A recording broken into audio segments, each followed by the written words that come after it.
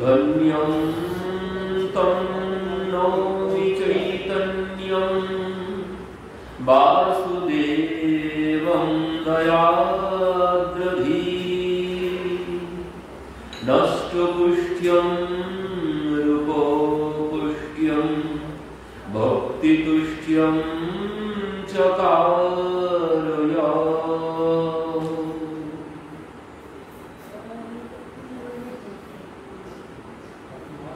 মধ্যলীলা সপ্তম পরিচ্ছেদ। কবিরাজ গোস্বামী বলছেন,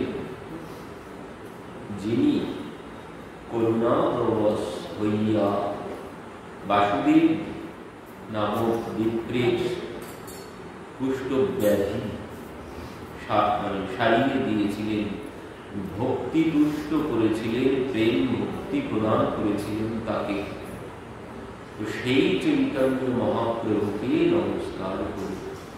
ধন্যম তম নৌমি চৈতন্যম বাসুদেবম দয়াদ্রবীঃ।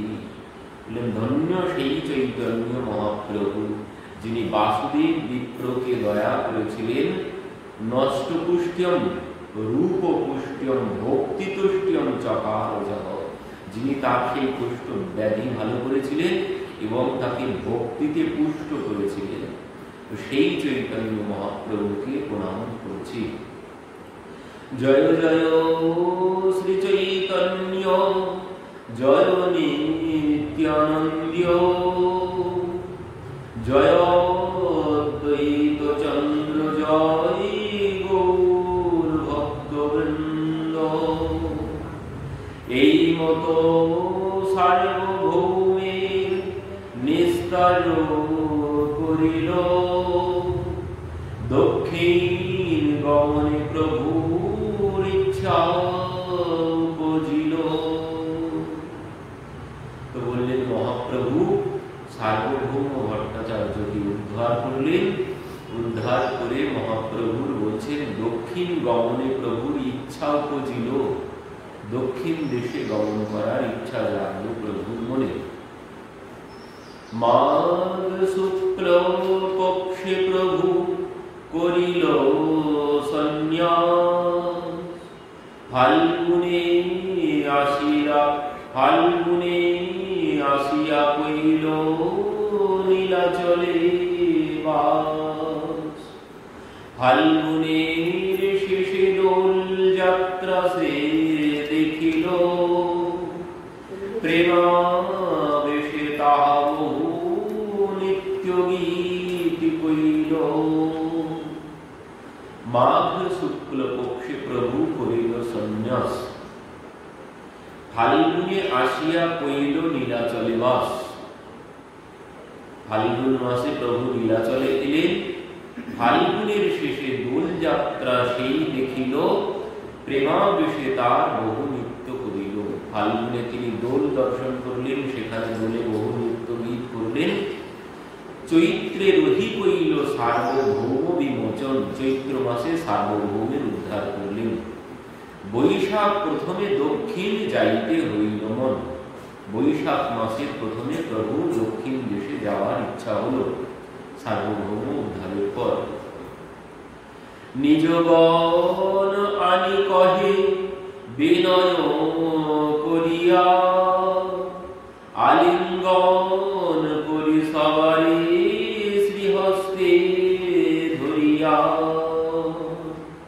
তোমা সভা জানি আমি প্রাণাধিক করি, প্রাণ ছাড়া যায় তোমা সভা ছাড়িতে না পারি।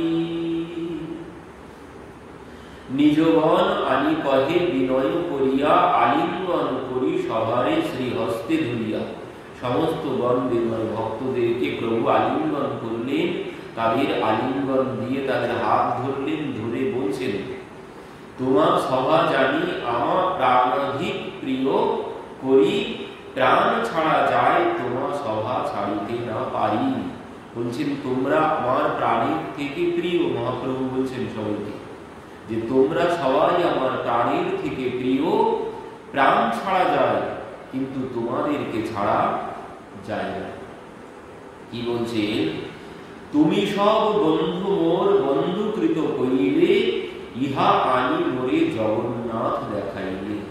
বলছেন তোমরা সবাই আমার বন্ধু আর বন্ধুর মতোই কাজ করেছো, ইহা আনি মোর জগন্নাথ দর্শন করাইলে। তোমরা আমাকে এখানে নীলাচলে এনে জগন্নাথ দর্শন করিয়েছ। তো বলছেন এবে সভায় স্থানে মুই মাগিয়ে কে দানে, সভে মিলি আজ্ঞা দেহ যাইব দক্ষিণে।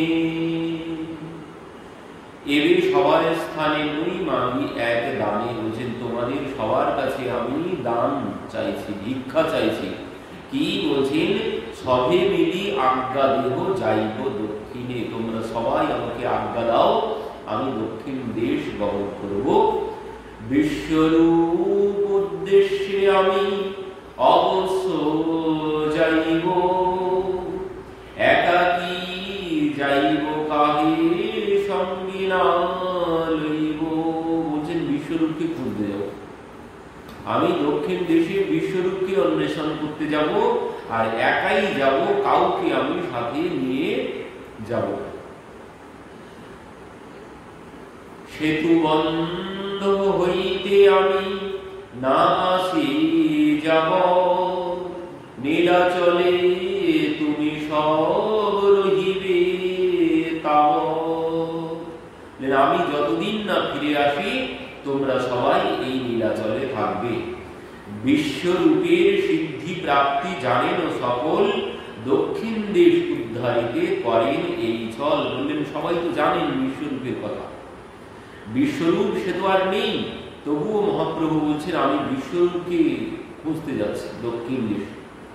তো এখানে কবিরাজ গোস্বামী বলছেন না, এটা অজুহাত, দক্ষিণ দেশ উদ্ধারিতে করেন এই ছল। তিনি দক্ষিণ দেশ এবার উদ্ধার করতে চলেছেন।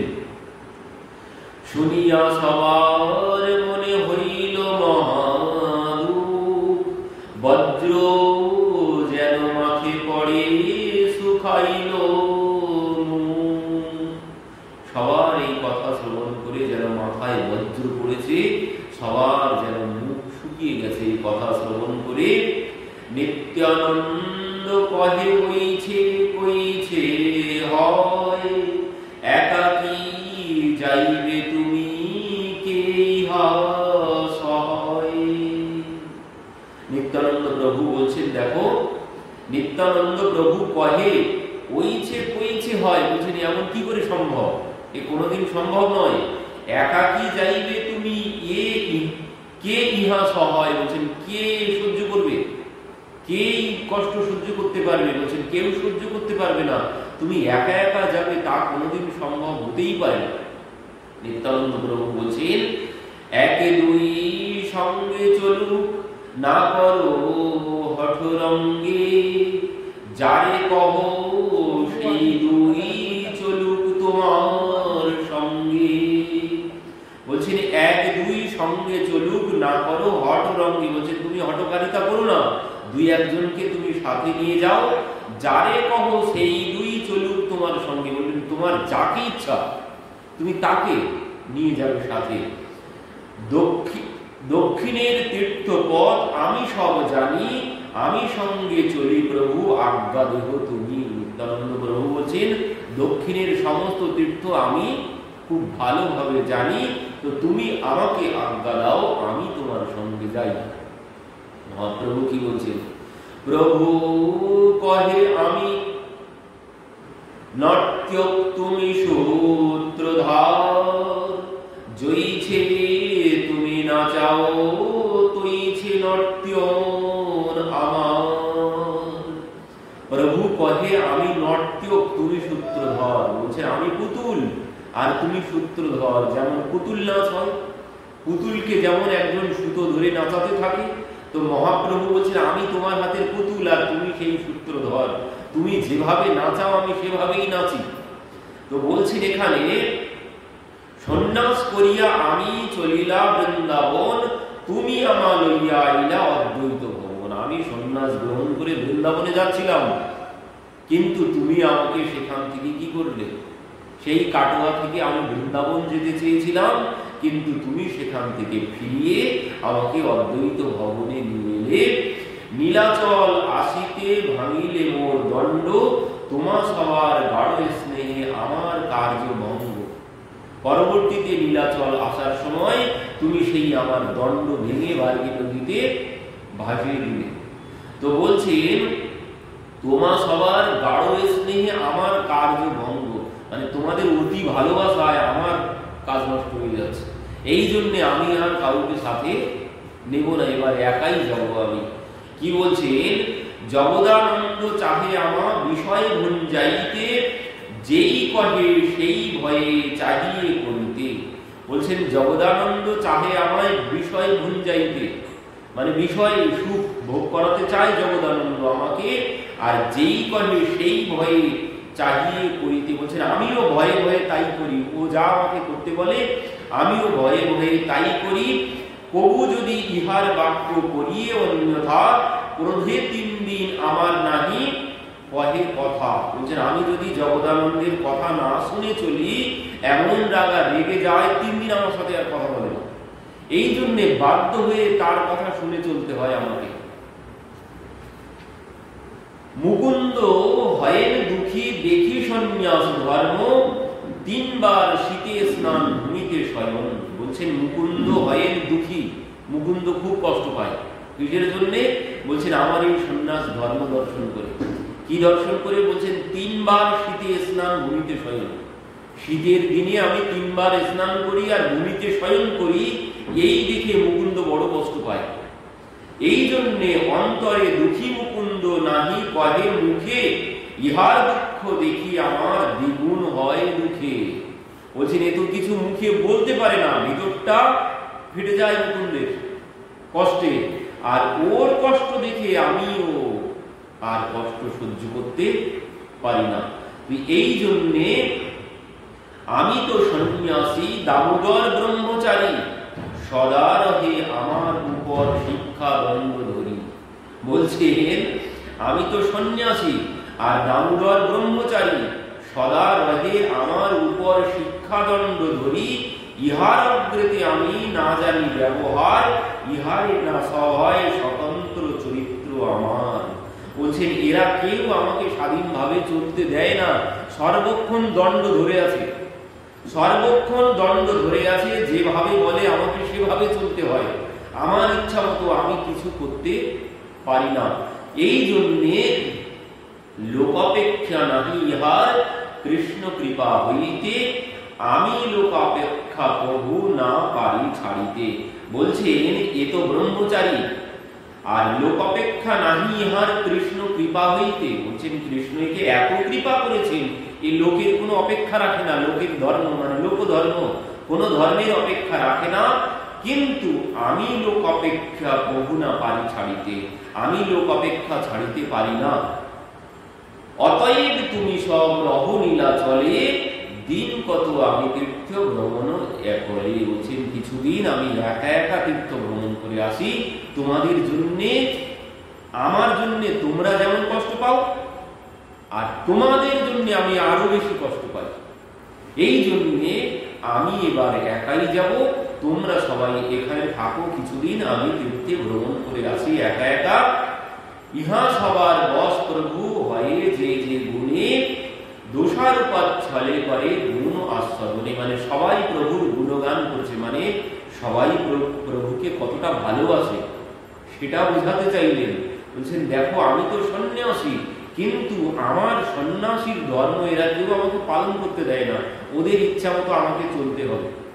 তো এই জন্য মহাপ্রভু তাদের গুণের কথাই বললেন, মানে তারা কতটা ভালোবাসে মহাপ্রভুকে সে কথা মহাপ্রভু বললেন। তো চৈতন্য ভক্ত বৎসল অন্যথা কথন, আপনে বৈরাগ্য দুঃখ করেন সহন। সেই দুঃখ দেখি যেই ভক্ত দুঃখ পায়, সেই দুঃখ তার সত্ত্বে সহন না যায়। বলছেন সন্ন্যাসীর যে ধর্ম, সেই ধর্ম দেখে সবাই কষ্ট পায়, আর সেই কষ্ট মহাপ্রভু সহ্য করতে পারেন না। গুণে দোষ গার ছলে সবে নিষেধিয়া, একাকী ভ্রমিবে তীর্থ বৈরাগ্য করিয়া। তবে চারিজন বহু মিনতি করিল, স্বতন্ত্র ঈশ্বর প্রভু কভু না মানিল। সবাই মিনতি করলেন, কিন্তু প্রভু কারোর কথা মানলেন না, কারণ প্রভু তিনি স্বতন্ত্র। তবে নিত্যানন্দ কহে, যে আজ্ঞা তোমার, দুঃখ সুখ হোক সেই কর্তব্য আমার। তবে নিত্যানন্দ কহে, যেই আজ্ঞা তোমার, নিত্যানন্দ প্রভু বললেন তোমার যে আজ্ঞা, দুঃখ সুখ হোক সেই কর্তব্য আমার। বললেন তোমার যাতে সুখ হয় সেটাই আমাদের কর্তব্য, তোমাকে সুখী করা। কিন্তু এক নিবেদন করো, করিয়ার বার বিচার করিয়া তাহা করো অঙ্গীকার। নিত্যানন্দ প্রভু বলছেন, কিন্তু এক নিবেদন করো, আর বার বিচার করিয়া তাহা করো অঙ্গীকার। বলছেন আরেকবার আমি তোমাকে আরেকটা নিবেদন করছি, তুমি বিচার করে দেখো। কি? কৌপিন বহির্বাস আর জল পাত্র, আর কিছু সঙ্গে নাহি যাবে মাত্র। বলছেন কি? কৌপিন বহির্বাস আর জল পাত্র, এই তুমি সাথে নিয়ে যাবে। আর কিছু সঙ্গে নাহি যাবে এই মাত্র। বললেন আর তো কিছু সঙ্গে নেই, যাবে এই কয়েকটি জিনিস, একটি হচ্ছে কৌপিন, একটি বহির্বাস আর একটি জলপাত্র, আর তো কিছু সাথে যাবে না। তোমার দুই হস্ত বন্ধ নাম গণনে, তোমার দুই হস্ত বন্ধ নাম গণনে, জলপাত্র বহির্বাস বহিবে কেমনে। বলছেন তুমি তো চলবে, আর চলার সাথে সাথে তুমি তো নাম করবে, আর সেই নাম গুনে গুনে হাতে হস্তে গুনে গুনে প্রভু নাম করতে থাকেন, দুই হাত বন্ধ থাকে, দুই হাত নাম করতে করতে চলে। তো বলছেন দুই হাত তো নাম গণনে বন্ধ থাকবে, তো এই যে দ্রব্য তুমি কি করে নেবে। বলছেন জলপাত্র বহির্বাস বহিবে কেমনে, প্রেমাবেশে পথে তুমি হবে অচেতন, জলপাত্র বস্ত্রের কিবা করিবে রক্ষণ। জলপাত্র বস্ত্র কে রক্ষা করবে? তোমার দুই হাত তো বন্ধ থাকবে, তারপর তুমি তো প্রেমাবেশে পথে চলবে, কোথায় কখন গড়াগড়ি কিভাবে গড়াগড়ি দিবে তার কোনো ঠিক ঠিকানা নেই। তো তোমার এই সমস্ত সামগ্রী কে রক্ষা করবে? তো এক কথা বলি, তুমি বিচার করে দেখো আমার কথা ভালো লাগে কিনা। কি বলছেন নিত্যানন্দ প্রভু?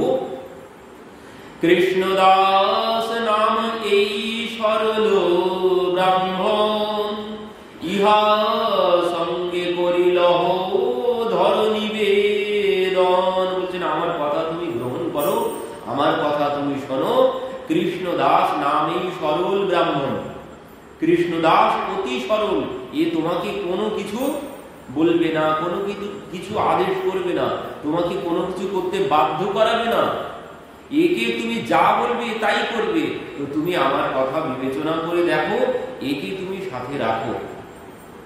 জলপাত্র বস্ত্র বহি তোমার সঙ্গে যাবে, যে তোমার ইচ্ছা করো কিছু না বলিবে। জলপাত্র বহির্বাস এই বয়ে নিয়ে যাবে, আর তুমি একে যেভাবে চালাবে ও সেভাবেই চলবে। বড় সরল, এ কোনো কিছু জানে না, এ বড় বোকা, মানে একে তুমি যেভাবে যা বলবে তাই করবে, এ তোমাকে কোনো কিছু বলবে না। তো এই তোমার জলপাত্র বহির্বাস বয়ে নিয়ে তোমার সাথে যাবে, তুমি ওকে সাথে নাও।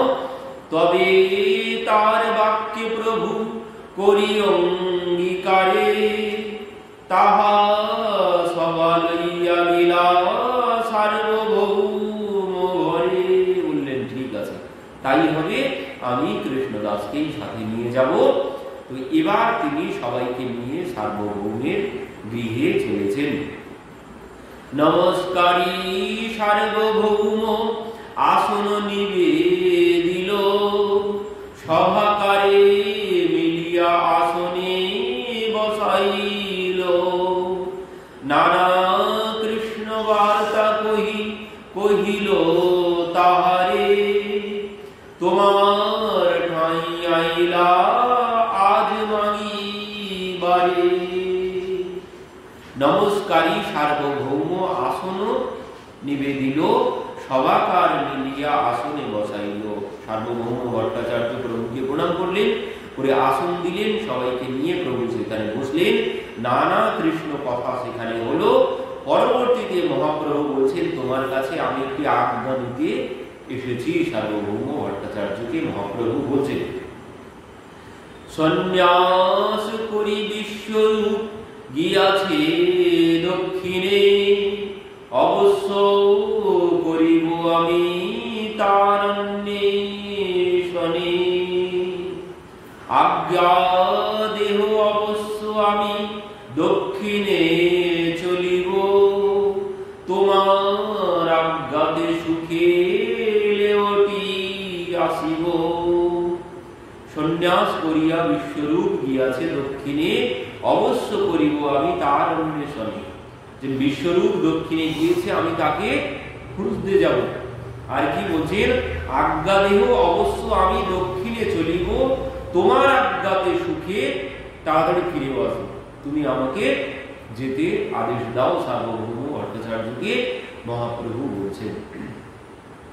শনি সার্বভৌম হইলা অত্যন্ত কাতর, চরণে ধরিয়া কহে বিষাদ উত্তর। বহু জন্ম পুণ্য ফলে পাইনু তোমার সঙ্গ, হেন সঙ্গ বিধি মোর করিলে কে ভঙ্গ। সার্বভৌম ভট্টাচার্য শুনি সার্বভৌম হইলা অত্যন্ত কাতর হয়ে পড়েছেন। এই কথা শ্রবণ করে চরণে ধরিয়া কহে বিষাদের উত্তরে, বহু জন্ম পুণ্য ফলে পাইনু তোমার সঙ্গ। বলছেন, বহু জন্মের পুণ্য ফলে আমি তোমাকে পেয়েছি, হেন সঙ্গ বিধি মোর করিলে ভঙ্গ। বলছেন, বিধি আমার এই সুখ সহ্য করতে পারলো না, সে আমার এই সুখ ভঙ্গ করলো। শিরে বজ্র পড়ে যদি পুত্র মরি যায়। সার্বভৌম ভট্টাচার্য বলছেন, শিরে বজ্র পড়ে যদি পুত্র মরি যায়, তাহা সহি তোমার বিচ্ছেদ সহন না যায়। পুত্র যদি মরে যায় তাহলে কি হয়, কেমন দুঃখ হয়? বলছেন, ওই মাথায় বজ্র পড়ার মতো দুঃখ হয় যদি পুত্র মরে যায়। তো বলছেন, সে দুঃখ সহ্য করা যায়, কিন্তু তোমার বিরহ সহ্য করা যায় না। তাহলে চিন্তা করুন এবার, সার্বভৌম ভট্টাচার্য কেমন ভক্ত হয়েছেন মহাপ্রভু। বলছেন, পুত্র মরে যাওয়ার দুঃখ সহ্য করা যায়, কিন্তু তোমার বিরহ সহ্য করা যায় না।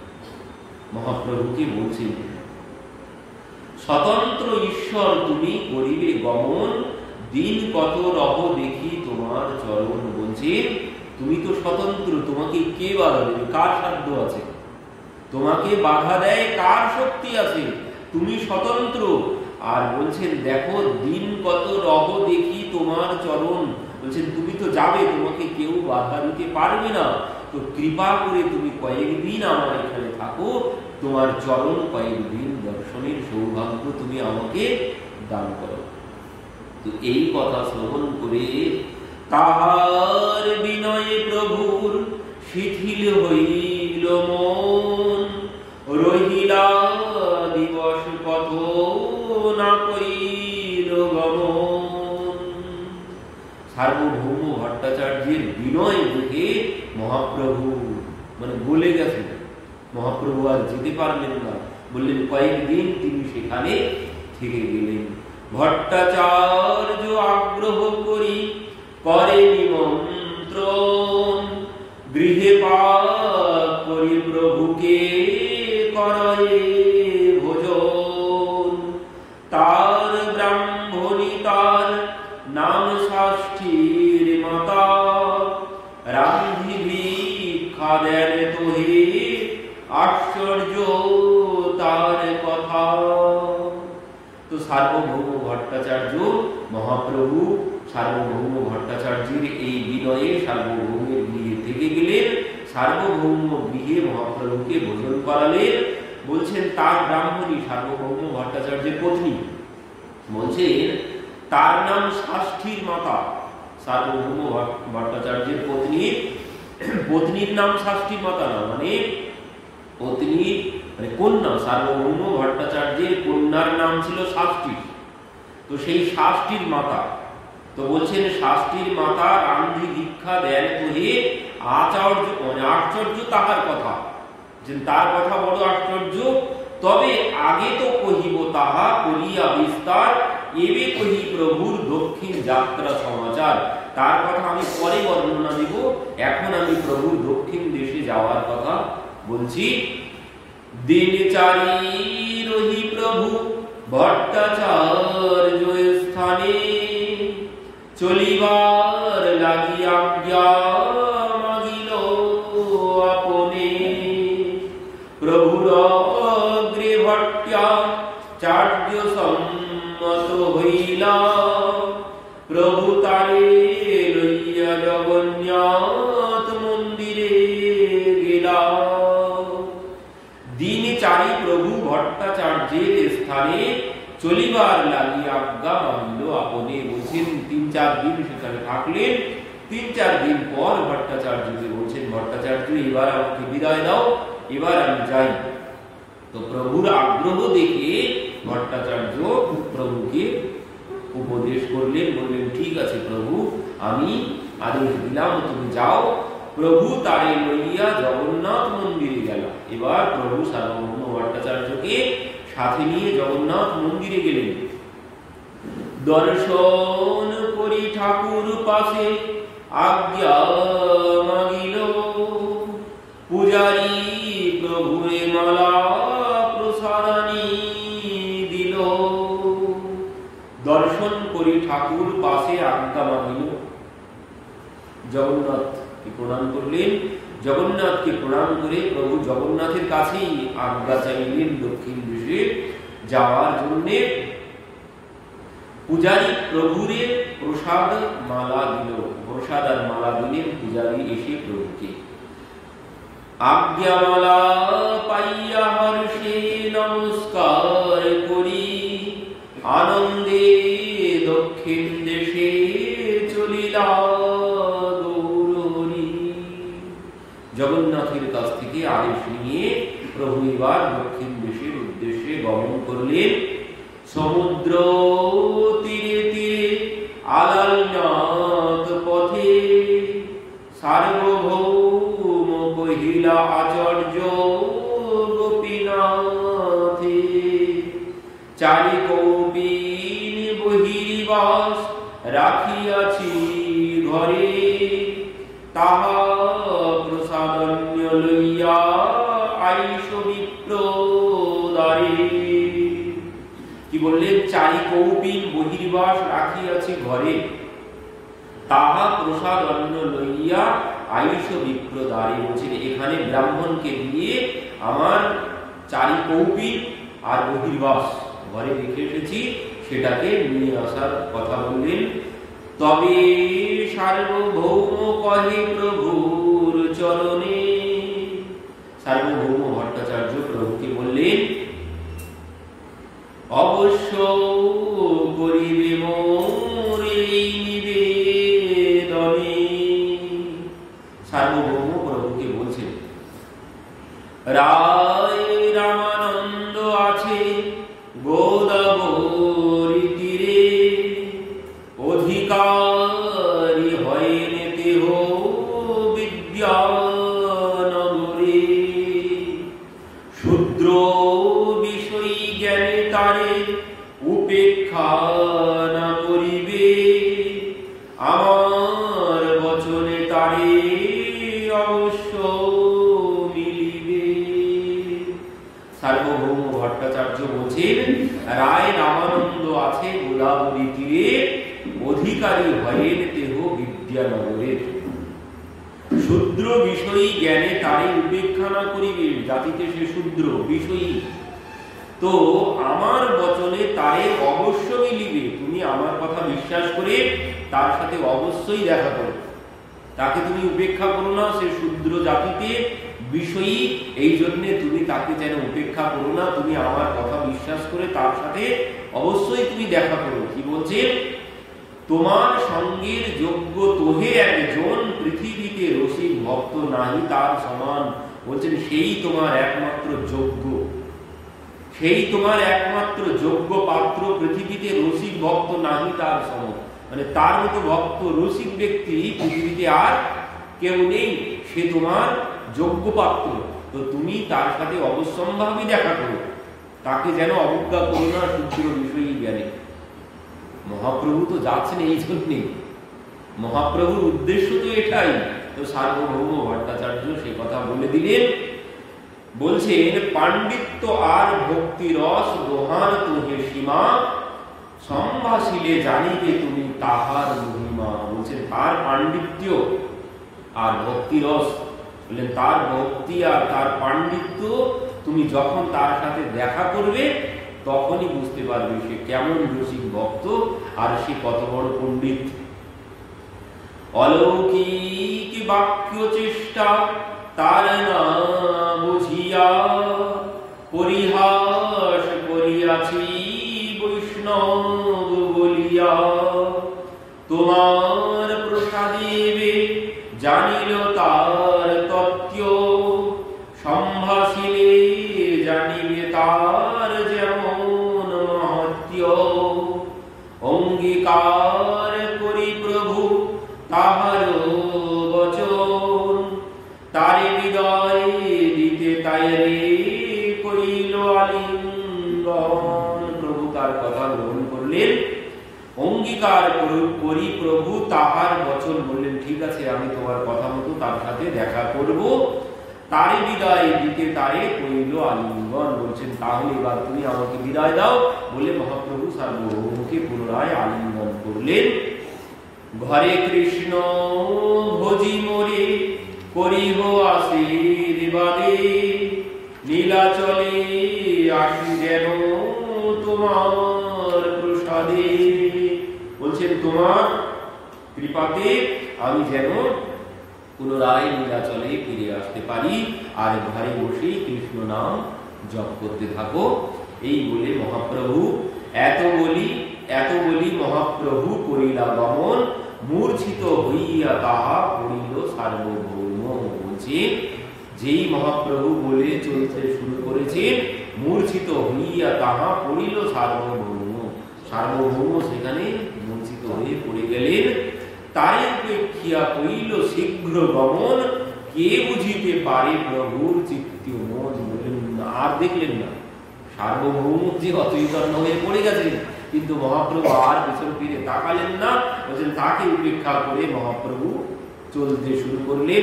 বলছেন মহাপ্রভুর চিত্ত মন কে বুঝবে, কার শক্তি আছে। তো মহাপ্রভু চলতে শুরু করলেন।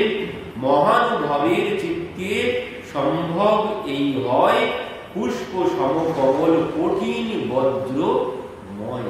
বলছেন কি বলছেন এখানে, মহানুভবের চিত্তের স্বভাব এই হয়। যিনি মহানুভব বলছেন মহান অনুভব যাহাদের তাহাদের, বলছেন সেই মহাপুরুষদের পুষ্প সম, সেই মহাপুরুষদের চিত্ত মানে পুষ্প সম হয়। ময় বিশেষে বলছেন যেমন পুষ্পের মতো নরম হয়, ঠিক তেমন বলছেন বজ্রের মতো কঠিন হয়। যারা মহাপুরুষ হয় তাদের মন এমনই হয়। মহাপুরুষের মন পুষ্পের মতো যেমন নরম, বলছেন বজ্রের মতো তেমন কঠিন। তো সার্বভৌমকে ছেড়ে মহাপ্রভু চলতে শুরু করেছেন। নিত্যানন্দ প্রভু ভট্টাচার্য উঠাইল, তার এক সঙ্গে তারে ঘরে পাঠাইল। বলছে নিত্যানন্দ প্রভু ভট্টাচার্য উঠাইল, তার লোক সঙ্গে তারে ঘরে পাঠাইল। নিত্যানন্দ প্রভু ভট্টাচার্যকে তুলে তার এক লোক দিয়ে তাকে ঘরে পাঠাইলেন। ভক্তগণ শীঘ্র আসি লইল প্রভুর স্বাদ, বস্ত্র প্রসাদ লইয়া তবে আইল গোপীনাথ। সভা সঙ্গে তবে প্রভু আলালনাথ আইলা, নমস্কার করি তারে বহু স্তুতি কইলা। প্রেমাবেশে নিত্য গীত কইল কতক্ষণ, দেখিতে আইলা তাহা বৈশে যতজন। চতুর্দিকে লোক সব বলে হরি হরি, প্রেমাবেশে মধ্যে নিত্য করে বহু ভক্তবৃন্দ সবাই মিলে কীর্তন করতে লাগলেন আর গৌর হরি বলতে লাগলেন। প্রেমাবেশে প্রভু নৃত্য করতে করতে চললেন। কাঞ্চন সদৃশ দেহ অরুণ বসন পুলকাশ্রুকম্প সের তাহাতে ভূষণ। বলছেন প্রভুর অঙ্গ কেমন? কাঞ্চন সদৃশ দেহ অরুণ বসন, মানে সোনার মতো প্রভুর অঙ্গ, অরুণ বসন পুলকাশ্রুকম্পে সের তাহাতে ভূষণ। দেখিয়া লোকের মনে হইল চমৎকার, যত লোক আইসে কেহ নাহি যায় ঘর। বলছেন যারা প্রভুকে দর্শন করতে আসছেন দেখেই তো সবাই মুগ্ধ হয়ে যাচ্ছেন। ওই যেমন হয়েছিল ভগবান কৃষ্ণ অবতারে যেমন মথুরায় গিয়েছিলেন, সেখানে যেমন অবস্থা হয়েছিল।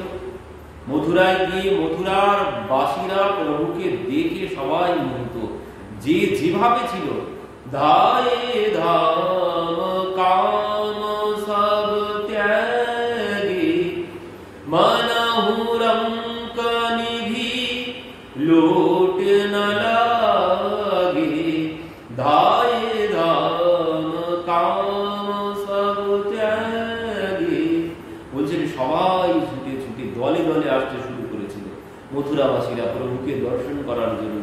আর দর্শন যেই দর্শন করছেন সেই তো জ্ঞান হারিয়ে ফেলছেন। ঠিক এখানেও ওই অবস্থা হয়েছে, রাম অবতারেও ঠিক ওই একই অবস্থা হয়েছিল।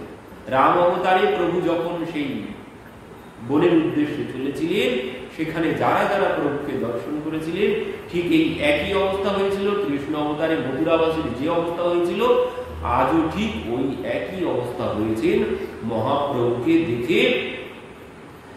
কেহ নাচে কেহ গায় শ্রীকৃষ্ণ গোপাল, প্রেমেতে ভাসিল লোক স্ত্রী বৃদ্ধ যুবা বাল। বলছেন কেহ নাচে কেহ গায় শ্রীকৃষ্ণ গোপাল, প্রেমেতে ভাসিল লোক স্ত্রী বৃদ্ধ যুবা বাল। মানে সমস্ত স্ত্রী বৃদ্ধ বালক সবাই প্রেমে ভেসে গেল প্রভুকে দর্শন করে। দেখি নিত্যানন্দ প্রভু কহে ভক্তগণে, এই রূপে নৃত্যে আগে বহে গ্রামে গ্রামে। অতি কাল হইল লোক ছাড়িয়া না যায়, তবে নিত্যানন্দ গোসাই সৃজিল উপায়। বলছেন সবাই চলতে শুরু করেছে, প্রভুকে আর কেউ ছাড়ছে না। সেই যেমন রাম অবতারে সমস্ত বনবাসীরা সবাই প্রভুর সাথে চলতে শুরু করেছিলেন। প্রভু দেখছেন এখন কি করবো, কেউ তো পেছন ছাড়ছে না, মানে সবাই সাথে চলেছেন। মধ্যরাত্রিতে সুমন্তকে বললেন তুমি রথ চালিয়ে দাও। মানে সবাই ঘুমিয়ে পড়েছে, ক্লান্তিতে যখন বিশ্রাম নিচ্ছেন রাত্রিতে সবাই ঘুমিয়ে পড়েছেন। বলছেন এবার রথ চালিয়ে দাও, আর রথ এমন ভাবে চালাবে যেন রথের চাকার চিহ্ন না পড়ে, রথের যেন চিহ্ন না পড়ে যে এই পথে রথ গিয়েছে, যেন কেউ দেখে না বুঝতে পারে। তো সেই মতো সেই মধ্যরাত্রিতে সুমন্ত রথ চালিয়ে দিল। সমস্ত অযোধ্যাবাসী সবাই বনবাসী যারা যারা পিছনে পিছনে এসেছিল সবাই ঘুমিয়েছিল, ওই অবস্থায় রথ চালিয়ে দিল। সকালবেলা প্রভাতে যখন ঘুম ভেঙেছে, কেউ আর খুঁজে প্রভুকে পেলেন না। চারিদিকে পাগলের মতো খুঁজছেন। বলছে রথ গেলে তো রথের চাকার দাগ পড়বে, কোনো দাগ পড়েনি। সুমন্ত এমন ভাবে রথ চালিয়েছে কোনো দাগ পড়েনি। তো সবাই এবার সারাদিন খুঁজে খুঁজে যখন না পেলেন, তখন বাধ্য হয়ে ফিরে আসতে শুরু করেছেন নিজের গৃহে। তো বলছে এনে তখনকার অবস্থা কি হয়েছিল, তখন বলছেন যখন ফিরে আসছে অযোধ্যাবাসী, বলছেন ওই গৃহটাকে মনে হচ্ছে শ্মশান। গৃহে ফিরে এসে মনে হচ্ছে গৃহটা শ্মশান, আর আত্মীয় স্বজন সব দেখে মনে হচ্ছে ভূত প্রেত। মানে যারা যেতে পারেনি, কারা যায়নি, মানে সবাই গিয়েছে। যারা চলতে পারে তারা সবাই গিয়েছিল প্রভুর সাথে পিছনে পিছনে। শুধু যায়নি কে, যে বৃদ্ধ হয়ে গেছে, যে চলতে পারে না, আর যে বালক সদ্যজাত বালক যে এখনো চলতে শেখেনি সেই যায়নি, আর যে বৃদ্ধ হয়ে গেছে যে চলতে পারে না সেই যায়নি। তো বলছেন ফিরে এসে যখন গৃহে তারা ফিরে এসেছেন ভগবানকে হারিয়ে, বলছেন সব গৃহের দিকে তাকালে যেন মনে হচ্ছে শ্মশান ভূমি, আর ওই গৃহের মধ্যে যারা আছে তাদেরকে দেখে মনে হচ্ছে ভূত প্রেত। এমন অবস্থা হয়েছিল অযোধ্যাবাসীর ভগবানকে ছেড়ে। তো বলছেন যেখানে ভগবান নেই সেখানে এমন, যে গৃহে ভগবানের সেবা নেই, যে গৃহে ভগবানের সেবা নেই, যে গৃহে ভগবানের বাস নেই, সে গৃহ শ্মশান ছাড়া অন্য কোনো কিছু নয়। তো আজ এখানেও ঠিক ওই একই অবস্থা হয়েছে, সবাই প্রভুর পেছন পেছন চলেছে, কেউ আর প্রভুকে ছাড়তে চাইছে না। তো নিত্যানন্দ প্রভু চিন্তায় পড়েছেন যে এখন কি করি, এদেরকে কি করে ফেরানো যায়। কি বলছেন, তবে নিত্যানন্দ গোসাই সৃজিল উপায়, মধ্যাহ্ন করিতে গেলা প্রভুকে লইয়া, তাহা দেখি লোক আইসে চৌদিকে ধাইয়া। মধ্যাহ্ন করিয়া আইল দেবতা মন্দিরে, নিজগণ প্রবেশী কবাট দিল দ্বারে। বলছেন মন্দিরে মধ্যাহ্ন করিতে গেলা প্রভুকে লইয়া, তাহা দেখি লোকে আইসে চৌদিক ধাইয়া। মধ্যাহ্ন করিয়া আইলা দেবতা মন্দিরে, নিজগণ প্রবেশী কবাট দিল দ্বারে। মন্দিরের মধ্যে নিজের ভক্তদেরকে নিয়ে দ্বারে দরজা দিয়ে দিয়েছেন। তবে গোপীনাথ দুই প্রভুরে ভিক্ষা করাইল, প্রভুর শেষ প্রসাদ অন্য সবে বাটি খাইল। শুনি শুনি লোক সব আসি বহির্দ্বারে, হরি হরি বলি লোক কোলাহল করে। বাইরে এসে সবাই হরি হরি বলে হরিধ্বনি দিতে লাগলেন, এদিকে দরজা বন্ধ। আর কি করবে, এই জন্য বাইরে বসে বসে সবাই হরিধ্বনি দিচ্ছেন। তো এবার তবে মহাপ্রভু দ্বার করাইল মোচন। ভক্তরা যখন হরিধ্বনি দিতে লাগলেন তখন মহাপ্রভু দ্বার করাইল মোচন, মানে দ্বার খুলতে বললেন। আনন্দে আসিয়া লোক কহিল দর্শন। সবাই এসে প্রভুকে দর্শন করলেন। এই মতো সন্ধ্যা পর্যন্ত লোক আইসে যায়, বৈষ্ণব হইল লোক সবে নাচে গায়। বলছেন এখানে যারা যারা এসেছিল সবাই বৈষ্ণব হয়ে গেছে, প্রভুকে যারা দর্শন করেছে সবাই আজ প্রভুর ভক্ত হয়ে গেছে, সবাই নাচতে গাইতে শুরু করলেন। এই রূপে সেই ঠাই ভক্তগণ সঙ্গে, সেই রাত্রি গাইলা কৃষ্ণ কথা রঙ্গে। প্রাতকালে স্নান করিল গমন, ভক্তগণে বিদায় দিয়া করি আলিঙ্গন। মূর্ছিত হইয়া সবে ভূমিতে পড়িলা, তাহা সবা পারে ফিরি না চাহিলা। পুনরায় ভক্তরা পরের দিন সকালবেলা যখন চলতে শুরু করেছেন, ভক্তদের কাছ থেকে বিদায় নিয়ে সবাই মূর্ছিত হয়ে সেখানে লুটিয়ে পড়েছেন। সেই ব্রজবাসীদের মতো অবস্থা হয়েছে। তো বলছেন প্রভু তাদের দিকে, ভগবান মথুরায় যাওয়ার সময় বলছেন ওই গোপীরা সখারা সব অচৈতন্য হয়ে পড়ে গিয়েছিলেন। যখন আর রথ দেখতে পেলেন না, ছুটতে ছুটতে তারা সব ভূমিতে লুটিয়ে পড়লেন। আর সেই অবস্থা যেখানেও হলো, বলছেন প্রভু তাদের দিকে আর ফিরেও পেছন দিকে তাকালেন না, প্রভু চলতে শুরু করলেন। বিচ্ছেদে ব্যাকুল প্রভু চলিল দুঃখী হইয়া, পাছে কৃষ্ণ দাস যায় পাত্র বস্ত্র লইয়া। ভক্তগণ উপবাসী তাহাই রহিলা, আর দিন দুঃখী হইয়া নীলাচলে আইলা। বলছেন পরের দিন ভক্তগণ এবার ফিরে এসেছেন। কষ্ট পেয়ে তারা পরের দিন ফিরে এসেছেন। মত্স্য সিংহ প্রায় প্রভু করিল গমন, প্রেমাবেশে যায় করি নাম সংকীর্তন। বলছেন মত্স্য সিংহের মতো প্রভু চলতে শুরু করেছেন, মানে পাগল সিংহের মতো, মানে প্রভুর চলার গতি সম্পূর্ণ অন্যরকম। দেখে মনে হচ্ছে সিংহের মতো, মত্ত সিংহের মতো প্রভু চলেছেন। আর এই চলতে চলতে কৃষ্ণ কৃষ্ণ কৃষ্ণ কৃষ্ণ কৃষ্ণ হে, কৃষ্ণ কৃষ্ণ কৃষ্ণ কৃষ্ণ কৃষ্ণ হে,